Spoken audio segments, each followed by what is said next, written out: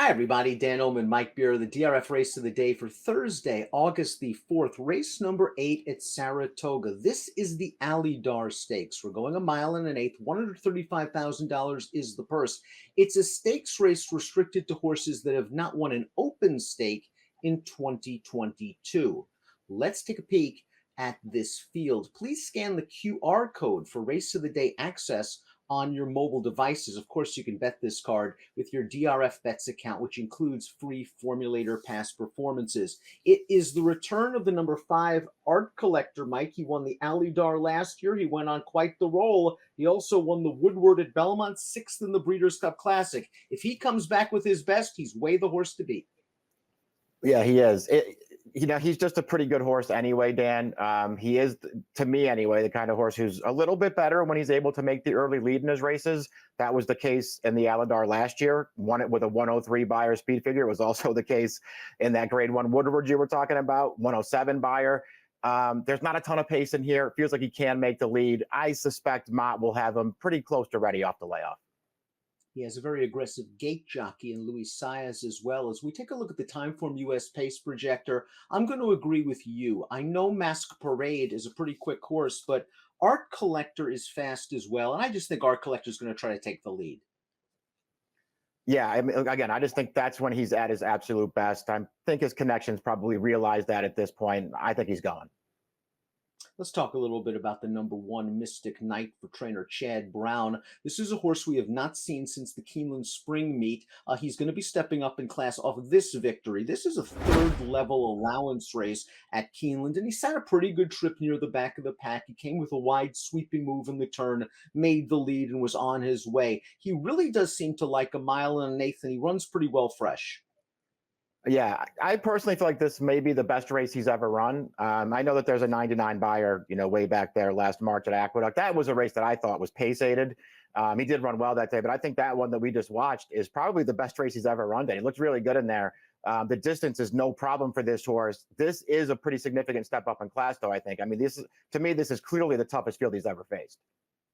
I've always been a big fan of the number 2, Bal Harbour, but this is a bit of an ask. He hasn't raced in about 7.5 months. He's back in the Todd Pletcher barn, and the problem with Bal Harbour is he doesn't win very often. He often acquits himself quite well in these stakes races, but I'm going back in my DRF Formulator lifetime PPs, and I'm kind of surprised that it's been 2018 since he's won a race. Yeah, I was surprised by that too. He hasn't won a race since November of 2018, and that was a 3-horse field in the Gio Ponte Stakes that was rained off the grass. You're right. He doesn't win often. It makes him hard to want to bet in races like this. It's at least worth noting, though, that since that Gio Ponte that he won, Grade 1 placed in the Woodward, several graded stakes placings along the way. I mean, he tends to show up and run, and he does have some speed, and he's back with Pletcher.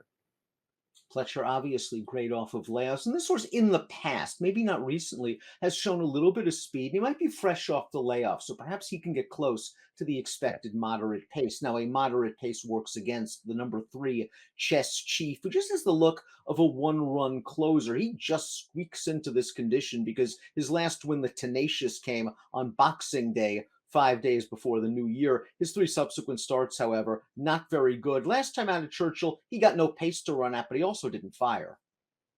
Yeah, he didn't run well in that race. The pace wasn't that fast, but the horse that won the race was Folsom, who was behind Chess Chief early in that race, came from last to first to win it. I don't know. He didn't have an excuse there. He just didn't run well. Maybe he needed it off the little bit of a layoff. He's obviously better than his last race, Dan, but as you've already noted, his last 3 starts, they leave a little something to be desired. He's going to have to really rebound here. King Fury, the number 4, hinted at a lot of potential last year, Mike. And I know you and I liked him in several races, including the Ohio Derby. I think you liked him in the Lexington when he scored a 10-1 that day. Just missed to Masqueparade in the Ohio Derby, 5th in the Travers. Now, they ran him in one race this year, and it was over a synthetic track. And I think you're just supposed to draw a line through that race. He probably didn't like the surface. He did come out of that race with a little bit of a shoulder injury, so he's missed some time. But on his best day, I think he has the ability to run with these horses. I do too.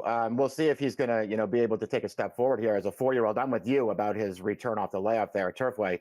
I just don't think you're supposed to hold that race against him. He looked like he didn't ever pick up his feet in there. Like he just didn't like that surface at all. I'm going to not care about that race and, just sort of judge him on what he did as a 3-year-old.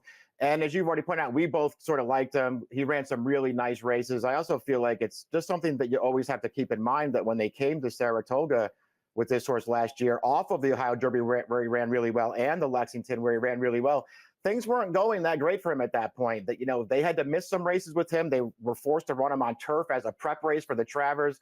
You know, all those things were really working against this horse. And he actually, I didn't think, ran that poorly in the Clark at the end of the year, Dan. He did not get a great trip in that race. Millionaire Art Collector is the number 5 for Saez and Bill Mott. This horse was a bluegrass winner as a 3-year-old. He ran off that 3-race streak in 2021, beginning with the Alydar, culminating with the Woodward at Saratoga. He's 5 for 6 at a mile and an eighth. And Bill Mott told our colleague Dave Grenning that the Saudi Cup track just seemed very testing. And I seem to agree with that assessment. A lot of horses just didn't seem to handle it. It was a tiring track. He didn't run well at all. Again, I wouldn't hold that race against him, and I'm not going to hold the Breeders' Cup Classic against him, where he was on a hard chase against Nick's Go.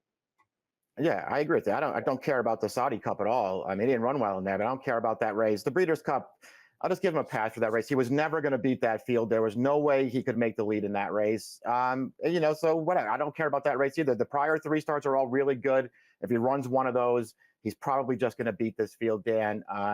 Again, I feel like he's a horse who has to be on the lead. So if for some reason he doesn't get there, maybe he's in a little bit of trouble, but he's the horse to beat in here.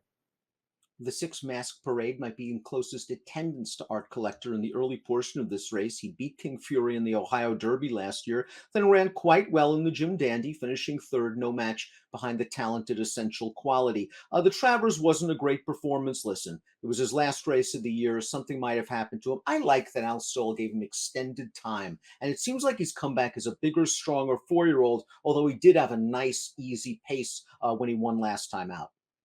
Yeah, he did, and he also lost the lead in mid-stretch there and had to fight back to win it. I mean, he still ran okay, but I'm with you. You know, it's not. I don't love either of his first 2 starts back, but obviously they're just bringing him along. I feel like to get him back into races like this. So maybe you're going to see this horse take a pretty big step forward here. Personally, I think he has to do that. He was pretty good at 3. You know, I can't say that I loved him, but he was pretty good. He's got to get better. Before we get to our top selections, please click the subscribe button on the Daily Racing Form YouTube channel for all the latest DRFTV video offerings. Top pick time for the Thursday race of the day is the Alydar. Maybe the favorite will be vulnerable off the layoff. Mystic Knight has a little bit of a layoff to overcome as well. He was going to run in the Pimlico Special. He was sick preparing for that race and had to miss extended time. Like you, Mike, I think his last race at Keeneland was his best race ever. I think he still has a little bit of upside, and I like him at a mile and an eighth. You're sticking with King Fury, and why not? He's been good to you, and we know on his best day he can run with these horses. Yeah, I'm just hoping he takes a step forward here. He's got a lot to prove. I'm hoping that he can prove it. I do think he's a little bit better maybe than he looks on paper. I almost put your horse on top. I think he's going to run well here. I kind of just wanted to take a little shot against Art Collector. Not that I'm going to be surprised when he wires the field. And you will be getting a better price on King Fury than I will with Mystic Knight. We'll see what we get from Art Collector. If he comes back firing, he could be a player in this handicap division in the second half of 2022. Best of luck.